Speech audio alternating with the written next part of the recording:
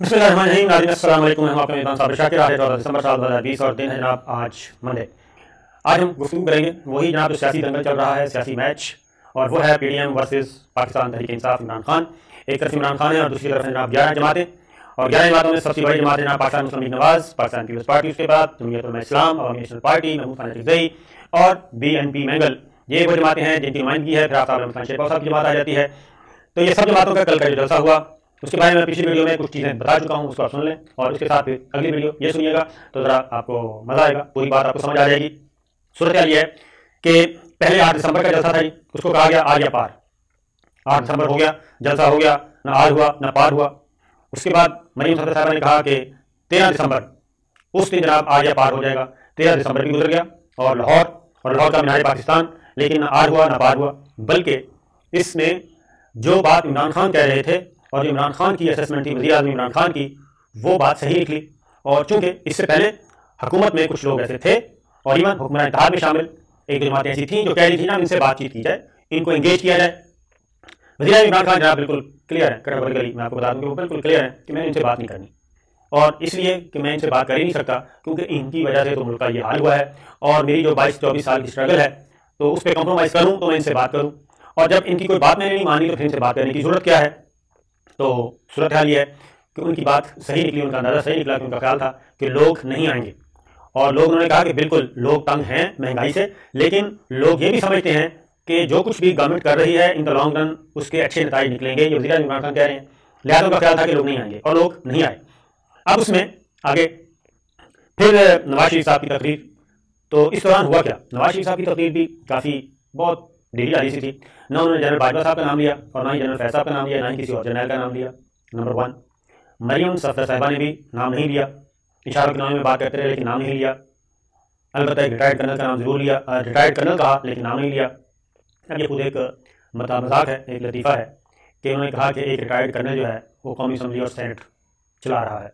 इससे बड़ा कोई मज़े का खेल बात हो नहीं सकती कि नौबत यहाँ तक पहुँच गई है और कि जनाब एक रिटायर्ड कर्नल ने पूरे पार्लियामान को आगे लगाया हुआ है। तो मेरा ख्याल है कि इस पर तो अब ये सिर्फ पार्लियामान की, ये सिर्फ पाकिस्तान तहरीक इंसाफ की बात नहीं है बल्कि पार्लियामेंट में जितनी भी जमातें बैठी हैं उन सबको ये सोचना चाहिए कि उनको किस तरीके से मिलान किया जा रहा है और उनको किस तरीके से पार्लियामेंट को, पार्लियामेंटेरियंस को, स्पीकर को, चेयरमैन सेनेट को डिस्करेज किया जा रहा है। खैर फिर उसके बाद इसमें कुछ और चीज़ें भी ऐसी हो गई। नवाज शरीफ साहब की तकरीर मैंने पूरी सुनी और उसमें सिवाय इसके कि जनाब चंद जर्नैलों ने ये किया, चंद जर्नैलों ने वो किया, वो अपनी उसी बात पे कायम रहे। लेकिन इस बार इतना ज़रूर रफाका था जो रोज़ उनको दी गई थी, उसके बाद उन्होंने नाम किसी का नहीं लिया। पहली बात तो ये है। यही चीज़ मरीम सफदर साहिबा, उन्होंने भी कोई नाम नहीं लिया। फिर हमें कुछ ऐलानात ऐसे नजर आए कि जिसके बाद अंदाज़ा होता है कि ये जो पीडीएम का है 11 जमाती इत्तेहाद, ये अंदर से इसका शरादा बिखर चुका है। और शरादा इस तरीके से बिखरा है कि बिलावल भुट्टो अब शहबाज शरीफ साहब से मुलाकात के मुतमनी है। उन्होंने दरख्वास्त दे दी है कि जेल में वो शहबाज शरीफ साहब से मुलाकात करेंगे। गवर्नमेंट ने कहा ठीक है चले जाएँ। तो ये मैं आपको बता दूं कि ये मुलाकात जो है ये मरियम सफदर साहिबा के लिए कोई अच्छी मुलाकात नहीं होगी क्योंकि अगेन बिलावल भुट्टो और मरियम सफदर साहिबा की मुलाकात हुई जाती उम्रा में। उसमें मरियम सफदर साहिबा ने कुछ गुफ्तगू की उनसे, कुछ पॉलिसी मैटर डिस्कस किए PMLN के बारे में, फ्यूचर के बारे में। और उस पर बिलावल ने अपने वालिद मोहतरम से और पार्टी के दीगर लोगों से बातचीत की कि जनाब ये मरीम सफदर साहिबा ने मुझसे गुफ्तगू फरमाई है और यही फरमाई है कि हम सब एक पेज पे हैं और A1 है, बस मेरी शहबाज शरीफ साहब से बात हो गई है, फैसले मैंने ही करने हैं, तो लिहाजा मैं जो कह रही हूँ यही हद आखिर है। तो पीपल्स पार्टी के लोगों ने बिलावल साहब को मशवरा दिया। बिलावल साहब को जरदारी साहब ने भी कहा कि पहले ज़रा जाके शहबाज शरीफ साहब से कन्फर्म कर लें कि जनाब ये फरमा रही हैं आपकी भतीजी और आप बताएँ कि आप सब सेम पेज पे हैं या मुख्तलिफ हैं, लिहाजा ये मुलाकात होनी है। और गवर्नमेंट ने भी इजाज़त दे दी। ये भी ज़रा सोचिए, मीनिंगफुल बात है कि गवर्नमेंट ने भी बिला सोचे समझे बल्कि बिला तात्तुल और उन्होंने फ़ौरन इजाज़त दे दी है, ये मुलाकात होगी। तो इस मुलाकात में वही बात है कि शहबाज शरीफ साहब ये बात कह के गए थे कि जनाब पार्टी के बारे में कोई भी हतमी फैसला, इस्तीफ़ों के बारे में कोई भी हतमी फैसला ये मुझसे पूछे बगैर नहीं करना और जो बात मैं कहूँगा वही होगी। अब आगे आते हैं कि फिर कुछ और हुआ इस तकरीर में।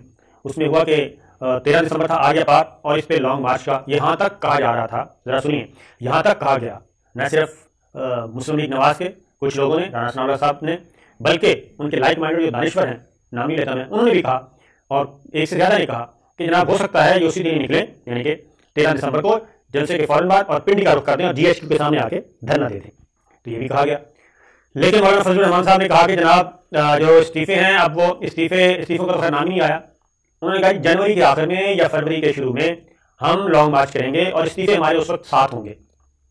अब पहले नवंबर था, फिर दिसंबर, फिर जनवरी। ये जनवरी आखिरी महीना है इस हुकूमत का। तो अब जनाब जनवरी से भी बात चली गई है फरवरी में।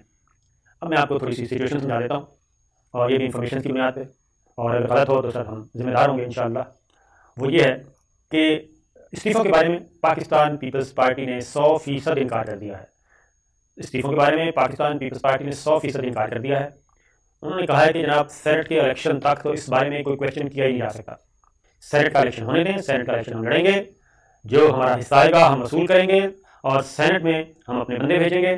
सेनेट मुंतखब होने हैं, पाकिस्तान पीपल्स पार्टी होने हैं, पाकिस्तान तहरीक इंसाफ होने हैं, ठीक है। ये 2 बड़ी जमातों के सबसे ज़्यादा लोग जाएंगे, और उसके बाद मुस्लिम लीग नवाज सिर्फ पंजाब से अपना हिस्सा वसूल करेगी, और वो भी बहुत छोटा हिस्सा है, थोड़ा हिस्सा है। एक बात, फिर सेनेटर्स का इंतखाब जो करना है, यानी कि टिकट्स किसने देने हैं, वो शहबाज शरीफ साहब ने देने हैं। अगला क्वेश्चन ये होगा। लिहाजा पीपल्स पार्टी 100% इनकार कर चुकी है कि जनाब सेनेट का इलेक्शन हम आराम से इत्मीनान से लड़ेंगे, और ना ही हमने सिंध असम्बली तोड़नी है, ना ही हमने कौमी असम्बली से इस्तीफे देने हैं। और इसका मतलब होगा कि हम पीटीआई को खुला मैदान दे रहे हैं, पीटीआई और उनके साथियों को हम खुला मैदान दे रहे हैं, जनाब आप अपने सेनेटर्स ले आएँ और सेनेट में 2/3 मेजॉरिटी ले जाएँ। ये जनवरी और फरवरी का जो पीछे बैकग्राउंड है वो ये था। अब जनाब एक और बात भी मैं आपको बता दूं कि जनरल बाजवा, जनरल फैज़, इनका नाम क्यों नहीं लिया।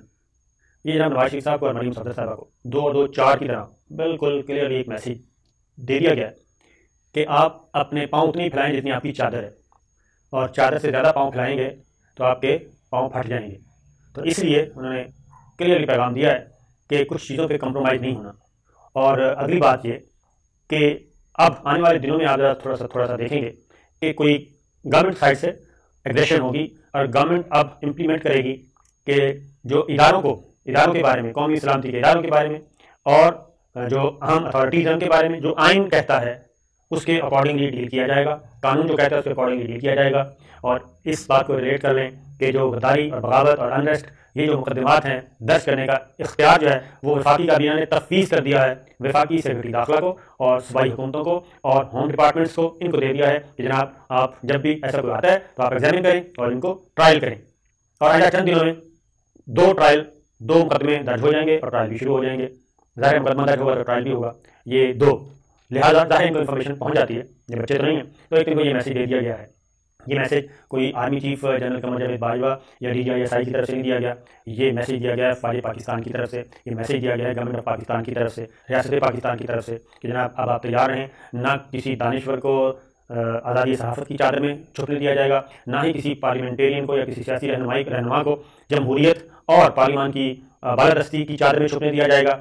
ये बात बड़े वाज़ेह तौर पर जा चुकी है। लिहाजा आपने देखा कि कल की तकारीर में वो सारा कुछ मौजूद नहीं था, ज़रा दर्जा हरारत नीचे आया हुआ था और ज़ुबानें भी कंट्रोल में थी। उसके बाद एक और चीज़ थी। अब अचकज़ई साहब ने क्या किया, अचकज़ई साहब ने ये किया कि अचकज़ई साहब लाहौरियों को गालियाँ शालियाँ दे के निकल गए, पंजाब को गालियाँ दे के निकल गए, और वो गाली मैं समझता हूँ कि मरीम नवाज साहिबा को भी उतनी ही गाली मिली है जितनी कि आम उनके वोटर सपोर्टर को मिली है। उन्होंने क्या कहा, उन्होंने ये कहा कि जनाब जो अंग्रेज़ों का साथ देने वालों में, और ये आपके जो लाहौरिये भी थे, लाहौरियों ने भी अंग्रेज़ों का साथ दिया, और फिर वही पुरानी तान लेके आ गए अफगान वाली। तो जब ये बात कही जाएगी अंग्रेज़ों और सिखों और उनके साथ मिला दिया, सिखों और हिंदुओं के साथ मिला दिया लाहौरियों को, पंजाबियों को, तो वो अपना जहर वहाँ निकाल के गए। और बल्कि सादा जुबान में अगर ये कहा जाए कि वो मरीम सफदर साहिबा को, सारी मुस्लिम लीग नून को, जितनी लीडरशिप बैठी थी, उन सबको गालम गलोच करके, गालियाँ दे के, बेइज्जती करके निकल लिए। फिर उसके बाद एक और चीज़ मज़े की थी, वो ये थी कि गेट नंबर 4 की पैदावार इनको कहा जाता है, शेख रशीद साहब कहते हैं, और जहाँ पे मीनार पाकिस्तान का गेट नंबर 4 जो था वहाँ से लोग खिसकना शुरू हो गए थे। तो आखिरी इतला के मुताबिक सूरत हाल ये है कि शदीद तरीन मामला ख़राब, मुस्लिम लीग नवाज़, मौलाना फजलुर रहमान साहब, पीपल्स पार्टी, इनके दरमियान में कोई नहीं।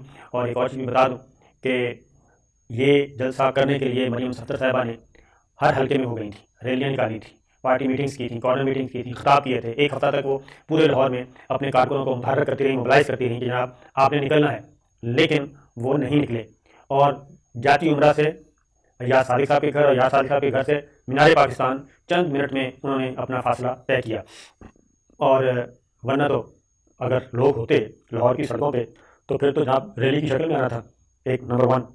नंबर 2, बिलावल भुट्टो कितनी देर में पहुँच गए, मौलाना फजलुर रहमान साहब कितनी पहुँच गए, विद इन नो टाइम जी, चंद मिनटों में उन्होंने अपना फासला तय किया और जलसागाह में आके कारकुनों का इंतज़ार करते रहे कि कब जलसागाह भरेगा और ये हम आगे बढ़ेंगे। जो जलसा दिन की रोशनी में होना था, दिन की रोशनी में ख़त्म होना था मगरिब से पहले, वो जलसा मगरिब के बाद शुरू हुआ और रात की तारीकी में ख़त्म हुआ, ताकि बत्तियाँ शत्तियों से बड़ा नज़र आए। तो काफ़ी कुछ मैंने इस वीडियो में बताया, नतीजा आप खुद मिला के देख लें। तो जनाब 13 दिसंबर जिसको कहा जा रहा था आर या पार, तो ये PDM के लिए मेरा ख्याल है कि मामला पार हो गया और अब उनको ज़रा संभलते मौका मिलेगा, टाइम लगेगा। पीपल्स पार्टी अपना फैसला सुना चुकी, अब ये फरवरी तक चला गया है मामला और आपको मालूम है कि फरवरी मिड में सेनेट का इलेक्शन हो जाना है। तो पाकिस्तान पीपल्स पार्टी एक बार फिर बहुत फासले पे खड़ी है और वज़ीर आज़म इमरान खान, मुझे तो कुछ और लगता है कि खैर मैंने आपको बता दिया कि बिलावल भुट्टो की शहबाज शरीफ साहब से मुलाकात और हुकूमत का उस पर किसी किस्म की रुकावट ना खड़ा करना, ये बहुत गलत बात है। तो जनाब इजाज़त दीजिए, अल्लाह हाफ़िज़।